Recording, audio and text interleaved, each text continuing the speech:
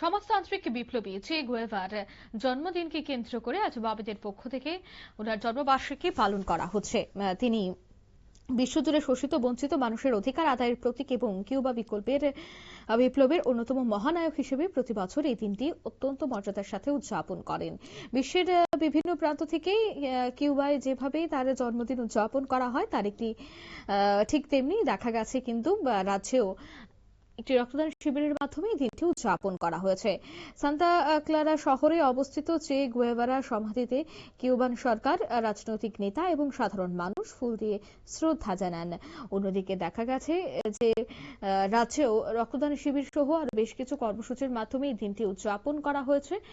প্রথমে দেখা গেছে যে সিপিএম এর রাজ্য সম্পাদক জিতেন্দ্র চৌধুরী তিনি ওনার প্রতিকৃতিতে পুষ্পস্তবক অর্পণ করেন। তারপর একে একে প্রত্যেকে চে গুয়েভার জীবন সম্পর্কেই আলোচনা করেন। কি বলছেন তিনি, কি বলছেন জিতেন্দ্র চৌধুরী, শোনাবো।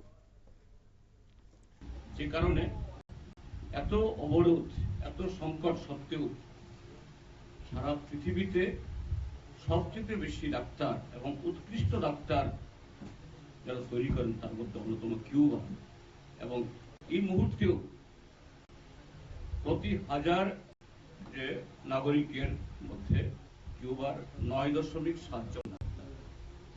সেখানে যে আমেরিকা এত দাপট দেখায়, এত শক্তি, এত জাহির করে নিজেদের ঐশ্বর্যে, সেখানে মাত্র 3.7 জন ডাক্তার, অর্থাৎ 3 গুণ ডাক্তার হলো কিউবাতে।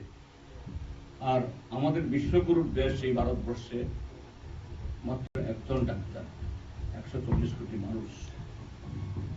এই হলো কিউবা, এই হলো সমাজতন্ত্র, আর এই হলো যারা বিপ্লবীদের হাতে যদি কোনো জাতির চরিত্র গঠিত হয়, সেই জাতি কতটুকু নিজেদেরকে এগিয়ে নিয়ে যেতে পারে তার প্রমাণ।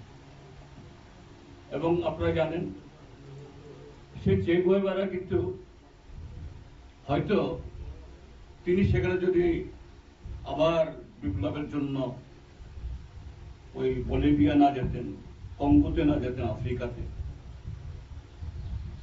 তিনি হয়তো বা একটা ফিডেল কাস্ট্রোর পর একটা ন্যাচারাল চয়েস হতে পারতেন যা কিউবার। আপনারা শুনলেন জিতেন্দ্র চৌধুরীর বক্তব্য। তবে এদিনের কিউবার জন্মদিনকে কেন্দ্র করে, বিশেষ করে গুয়েভার জন্মদিনকে কেন্দ্র করে গোটা বা দেশব্যাপী বিশ্বব্যাপী কিন্তু বামেরা এই দিনটি উদযাপন করে থাকে এবং রাজ্যেও তার উদযাপন। নিয়ে নিচ্ছি ছোট্ট একটি বিজ্ঞাপন বিরতি, সঙ্গে থাকুন।